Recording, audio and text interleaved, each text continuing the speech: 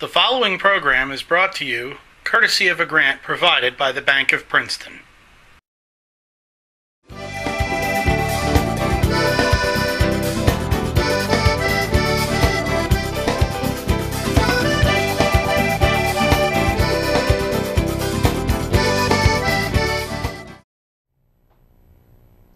Good evening, I'm Lew Goldstein and welcome to another edition of Focus On.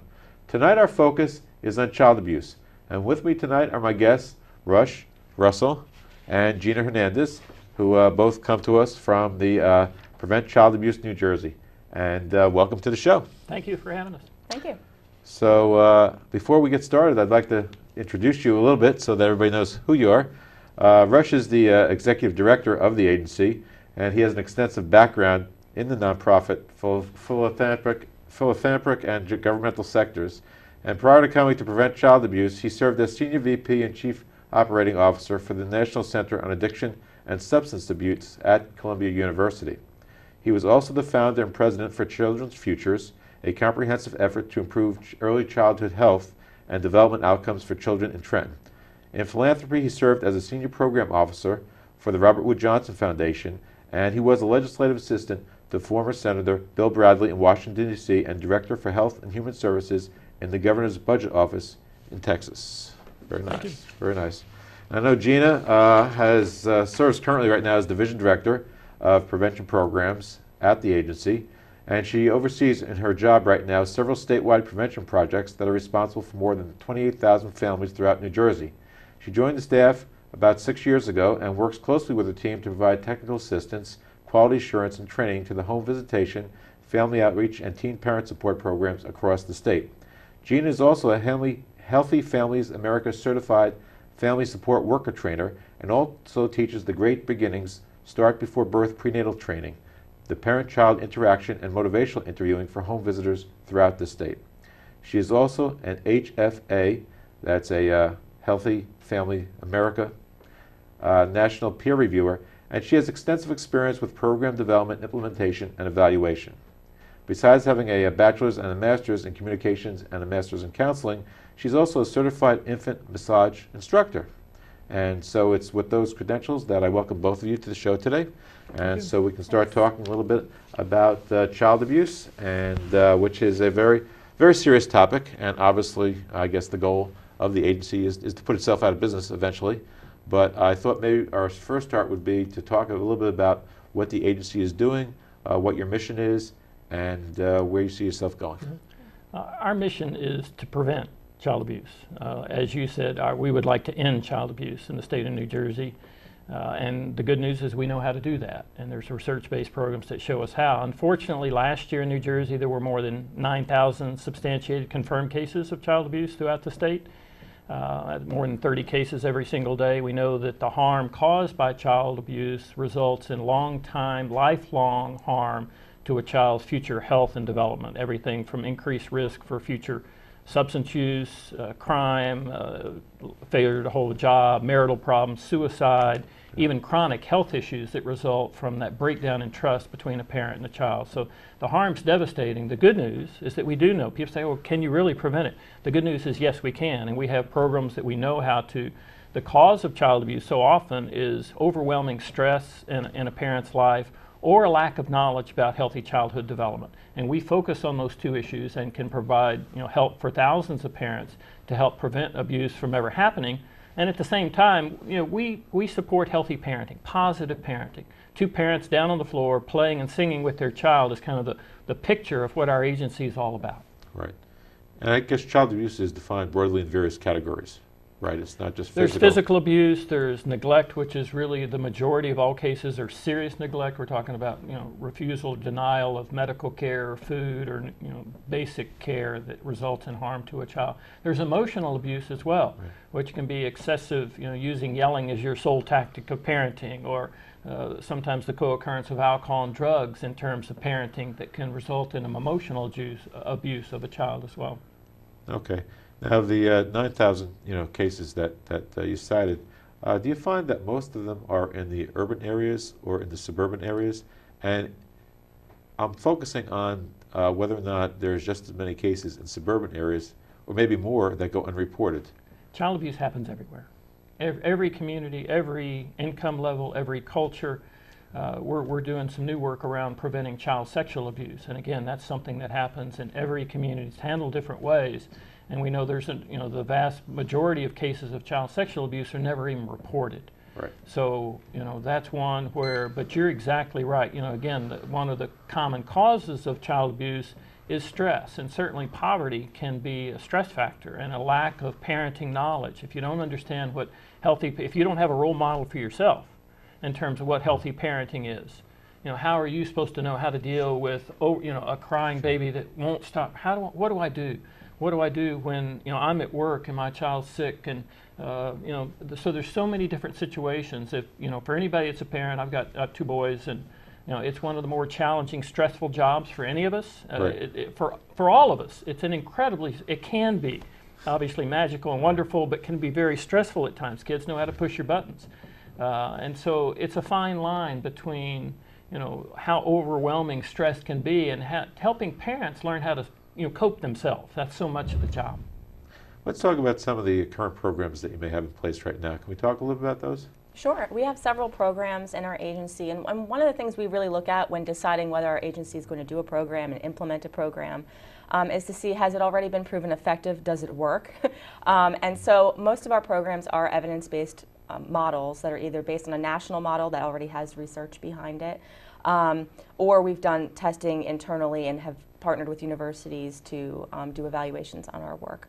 One of our largest programs is a home visitation program. It's in every county in New Jersey. It's called the Healthy Families Program, and then we have another model called the Parents as Teachers Program. And there are some differences, but the commonality is that they go into the home when a parent is pregnant or at the time of the birth of the baby, when you first bring that baby home. And so you don't have to worry about getting dressed and taking them to a service and getting them to wherever you need to get them. The home visitor, who's very well trained, comes into the home and provides that education to the parent in the home. And the topics, are endless, anywhere from child health and safety to infant care, how to best bond with your baby, the child's developmental stages. We do developmental screenings on all of the children in our program. Okay. And so we can do some early identification, and if there is any kind of screening result that might show that there could be some type of delay, we will make a referral immediately to local resources for that family. So that's one of the programs that we have. We have several others. I'd say to highlight here for this purpose, we have what's called the Parent Linking Program, and that is for teen parents in the high schools.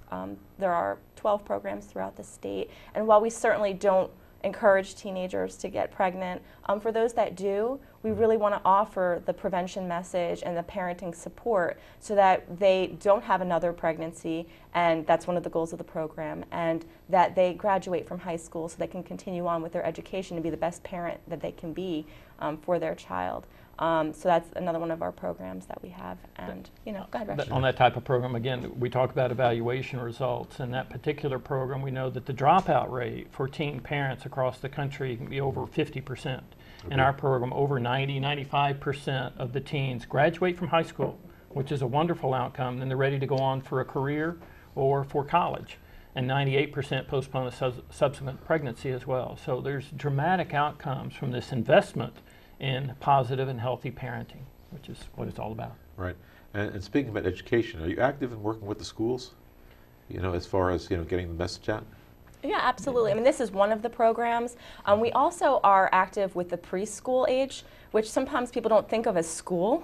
But actually what we try to do is start teaching parents about getting engaged in your child's education at the preschool level to set the stage for the rest of that child's life and the rest of their education. So we do have a very large program called the Family Outreach Program that works with parents to get them engaged in their child's education, to come to parent meetings, to meet with the teacher. So, sometimes people think, well, my child's only 3. What could they be doing? Right. A lot of things. And how your child is interacting with other children, how your child is learning, where they are at developmentally is really important for you to be on the same page with the teacher about. So go to those parent meetings and go to those conferences and go to back to school night. And so we do encourage parents to go and do that. And so we start early. That's prevention is starting before anything happens, certainly, but we definitely start early There's Go ahead. one other partnership Yes. that we have with the schools, and we know that kids do better if their parents are more involved in their education and in the school. There's research for a long, long time showing that kids do better if their parents are involved. So we work with schools across the state, especially in low-income communities, to help parents be more involved, and work with the school to help them figure out how can you involve parents in a positive way, because that can be a two-way street, a challenge for schools. How, I've got parents that want to come into the classroom or want to do this, want to do that, but that may not always be possible. Right. So we work with schools. We have something called a friendly walkthrough that the school administrators, teachers, and parents can do together to walk through the school and see how friendly is it in terms of welcoming parents in an appropriate way so they can be involved in their child's education. They can learn about how they can help on homework, learn about coming to the parent-teacher conference, how they can be supportive and a partner in education. We know that kids do better when that happens. So again, that's one of the other programs called the Parent Information Resource Center. Right. And that's another program offered by Prevent Child Abuse New Jersey. Okay. I think it seems like you're on top of a lot of the educational programs, and that's great. As far as children who are found to be in abusive households, how do you work with those children? I think, pretty much the same way we would work with all of the families is to really assess the family at where they're at that time. Right. We go in and we don't make any kind of assumptions. You don't really know a family. So we go in and we do an assessment with our families. We see what their strengths are. We see what their needs are. If they have a current open protective service case, depending on the needs of that family, we may be able to enroll them in the into the programs. But it's not in a silo. It's not like we go in and we're just going to work with the family ourselves. If they're already connected to other resources or with the Child Protective Service System, we need to be involved. So we will partner with them and just make sure that we're all on the same page with what's going on. But one important thing about our programs is that it's voluntary. So the parents choose to be part of our programs. Whether or not they're part of other things doesn't exclude them or include them, but that's really an important part of a program, I think, being effective, because if the family feels forced upon and they feel like you must do this, the likelihood of them really being committed to the program is not very great. But we found that if you make it voluntary and they want to be a better parent and they want to learn more, that our success has been pretty good. So. And our message is about prevention, and so much of the current system, and it's not a wrong system, is geared towards the investigation, the enforcement, the protective services, the out-of-home placement, reunification, and that costs millions and millions and millions of dollars. We're trying to say take a few cents out of that dollar and invest it in prevention, and we can keep kids and families out of that system. And so. And there's studies that show that a few dollars invested in programs like the home visitation program that Gina talked about actually saves taxpayer dollars by preventing the cost of law enforcement, protective services, and the downstream crisis that results when kids get into that system, because the long-term harm to their lives is devastating, and it's devastating to taxpayers as well. What is? And the one question I want to ask you, is it possible to talk, while maintaining the confidentiality, of a success story that you had where you were able to intervene and really bring to a happy ending, a very serious case? Certainly, yes. I mean, we have so many, so I'll try to pick the best one. Well, there are so many families that come to us with issues, but the one that I guess sticks out the most is one of our families. She actually joined us when she was pregnant, and she was in college and got pregnant in college. And at that time, the father of the baby decided that he didn't want to be part of her life anymore, and did not want to be part of the child's life at that time. And so this person was left feeling, okay, I have nothing, I have no one, I have to drop out of school because this baby's going to cost me money. I can't figure out how to manage, my time and my schedule and all that's going on. So she ended up leaving school, and shortly thereafter, she joined one of our programs, our home visiting program, and the worker identified immediately that you were in school, so you had, you were going down one track, and so how can we work with you to connect you to what you need to be connected to, still continue your dreams and your goals, and still make it happen for you, but now also for the baby. And so the success part of that is that several months later, the baby was born, and healthy, full term, which is, we also look at maternal health and child health outcomes. Okay. You want the baby to be full term, and everything was great. And they started working on the mom's plan to go back to school. And sure enough, she did. She enrolled in college. She's also working part-time now. So she is on her way to completing her degree. So she will be there shortly in the next year. So we're excited about that, that we know we played an important role in that family's life, and all they needed was that, that little support, that person saying, okay, you can do this, and let me help you figure out how. And that happens for a mom, but we measure how it happens for the thousands of families in this particular program. And again, the vast majority, 95% of the families enrolled in that program are linked to health insurance. They're linked to primary care and understand the importance of primary care, so they're not using the emergency room. They understand basic health care. Their immunizations are on time, again, doubling the rate of immunizations to the 90% level that we all shoot for. There's measures of improved early literacy and time that parents read to their child, and books in the home. So there's a variety of other early childhood health and development outcomes that we measure in addition to reducing the risk of child abuse dramatically. So this is an investment in our children doing well as a society. And again, when our children start school ready to learn, we know that the economists show that that's just a tremendous investment, one of the most effective investments that we can make. What do you think are some of the problems that you see most often, in the programs that are in place today? I mean, some of the challenges that we face, and I'll hand it, we know that some of the risk of child abuse, sometimes issues of depression and mental health issues, alcohol and drugs can be a factor in terms of positive, and you think about positive and healthy parenting and how alcohol and drugs plays with that, not in a good way. Domestic violence is a co-occurring issue that we need to do something about, so we're developing new protocols and new programs targeting those issues. We're doing more work around something called shaken baby syndrome, where a parent may not understand how much a baby's going to cry and becomes frustrated, and it results in injury or death of a child. So those are a few of the things that we're doing. Again, we're trying to figure out what are the causes of child abuse and what can we do to prevent that from happening and intervening early. Yeah, no, I mean, just to reiterate what he said, I mean, I think a lot of times people are left wondering, well, what can I do? When they hear about the things that hit the news, they wonder, like, what can I do?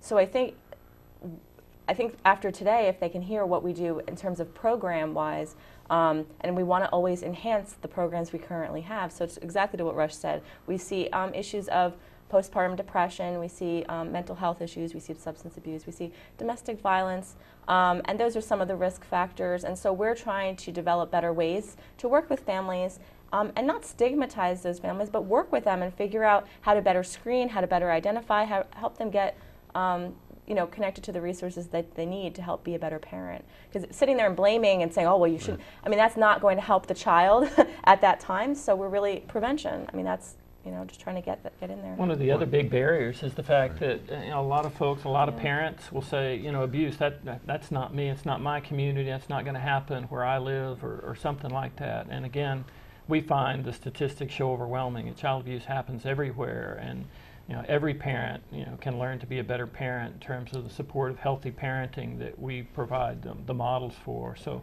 child sexual abuse is rampant across our country, and we're not doing nearly enough. I mean, one of our primary responsibilities is to make sure our children are safe. Right. And if you look at the incidence of child sexual abuse, we're doing a terrible job at that. And so there's a whole lot more that we can all do to better protect our kids. And one of the things that every parent needs to know is, get educated on the facts around child sexual abuse and steps that you can take to watch for that and be vigilant in terms of your own child's health and safety. And that's understandable. But yet, from a third-party perspective, there's a lot of times people are hesitant to get involved. They see things, they may expect things, or they think about it and they'll look at it and say, something's not right there. But yet that person will let it go on, and obviously it's the child who's suffering the most, if it's a legitimate case. How do you encourage people to get involved? I think if parents know the facts, a lot of times they're not sure, they don't have the facts. But if you have the facts, especially around child sexual abuse, if you know exactly, what the signs of a perpetrator, what grooming looks like in terms of some that you think's inappropriate with a child, we know that the parents that participate in the programs that we're involved with are more likely to say something and say, well, wait a minute, you put your arm around my child and I have a question about that, or they'll talk to their child when they come home from a one-on-one situation with an adult, or they'll ask questions, is your child going to be alone with older adults somewhere, or being transported? Why is the coach taking you to the swim meet, to the lesson, or whatever it is? Why not the whole team? Why just you? What about the gifts that you're receiving? You learn to be more vigilant. And that empowers parents just to begin to ask questions. That alone is one of the most powerful things and we see that happen as we provide education and training to parents. They will start to ask those questions, and in doing that, I guarantee they're stopping something from happening. Is there a correlation between early child abuse and later mental, health in adults? And if so, what do you see in that area? There's a study called the ACE study, Adverse Childhood Event Study. It's really one of the largest studies looking at the incidence of child abuse during childhood and later health and social issues as an adult. And it shows a dramatic increase in the risk for anxiety, depression, and other mental health issues as an adult, 2 to 4 times the increase of those types of issues resulting from child abuse.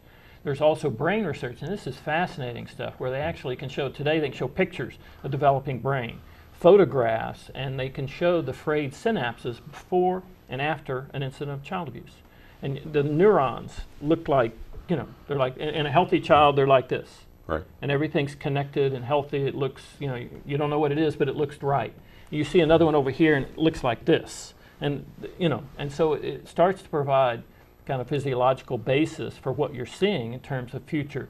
The latest results of the ACE study found that victims of child abuse and other stresses in early childhood are more likely to die 20 years early, 20 years prematurely from chronic health conditions, heart disease, kidney disease, not from depression and substance use, from chronic health issues.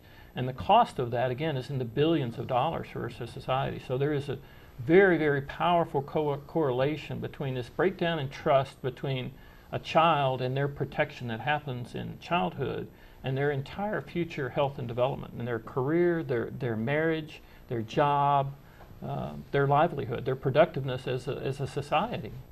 It all goes back to childhood then. It all goes back to childhood. So one of the things I know that Gina, you work with a lot of the programs.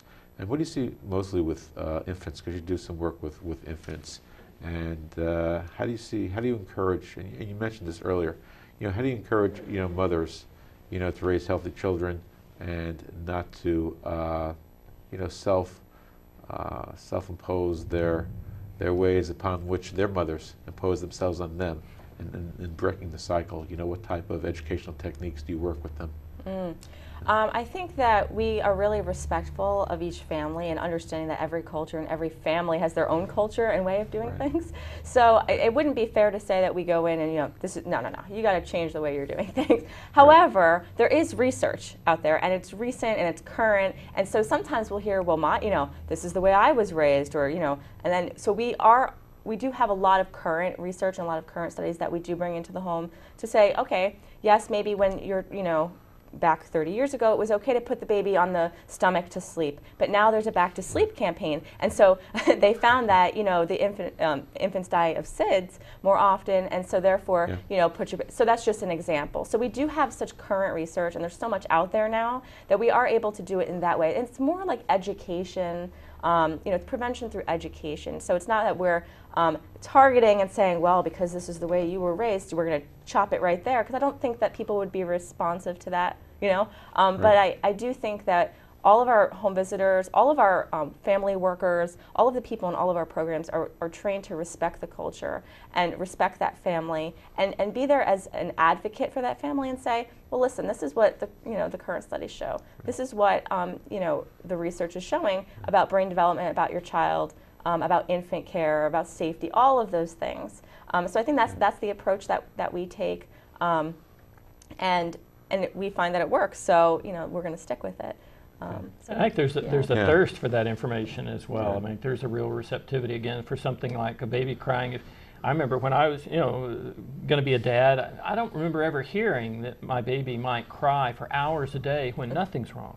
You're always told, okay, we'll feed them, or they're cold, or you do something, and it'll soothe them, and everything will be okay.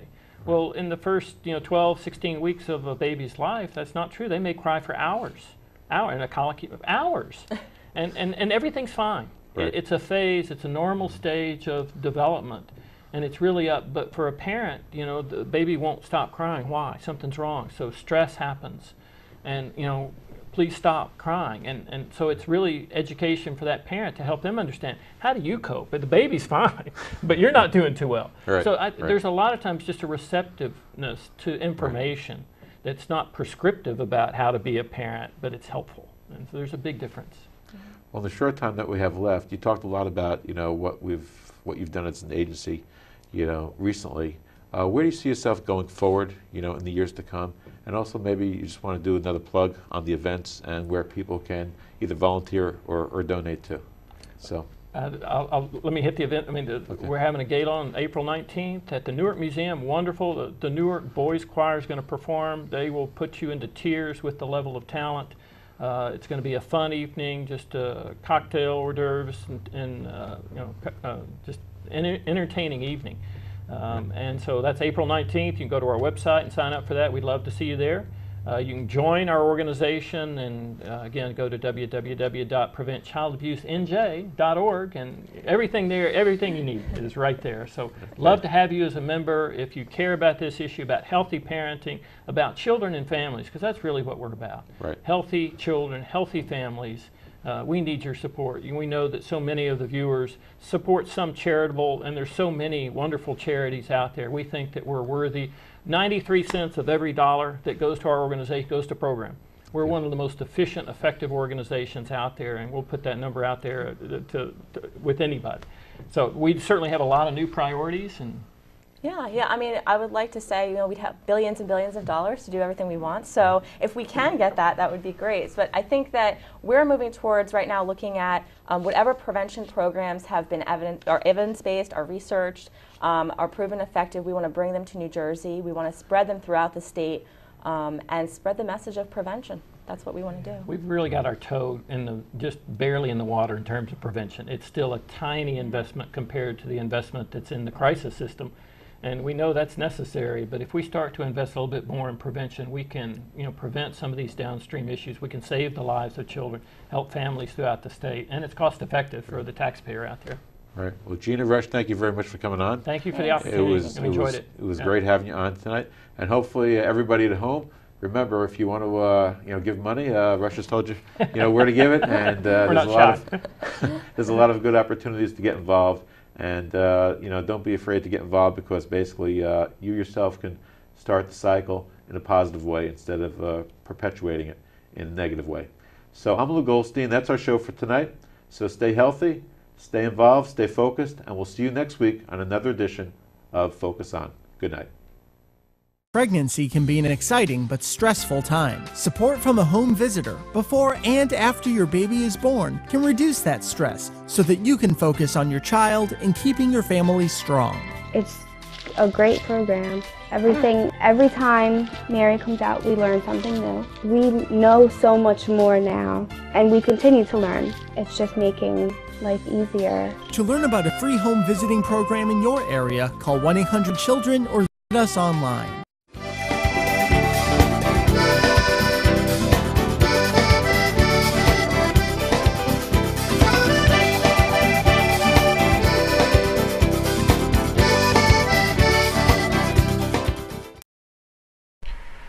This program was brought to you through a grant provided by the Bank of Princeton.